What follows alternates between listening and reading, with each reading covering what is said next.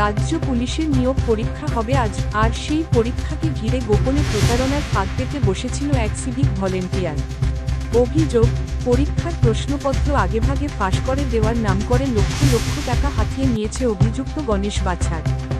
Basirhat police সূত্রে জানা গিয়েছে, বেশ কিছু পরীক্ষার্থীর সঙ্গে গোপনে যোগাযোগ করে প্রশ্নপত্র জোগাড় করে দেওয়ার দাবি করছিল গণেশ। পরীক্ষার্থীদের কাছ থেকে মোটা অঙ্কের টাকা নেওয়ার পর বিষয়টি নিয়ে সন্দেহ তৈরি হয়। কয়েকজন পরীক্ষার্থী প্রথমে বিষয়টি পুলিশকে জানান। অভিযোগ পেয়ে বসিরহাট থানার পুলিশ একাধিক পরীক্ষার্থীকে জিজ্ঞাসাবাদ করে। তাদের বয়ানেই সামনে আসে এই প্রতারণার পুরো ছবি।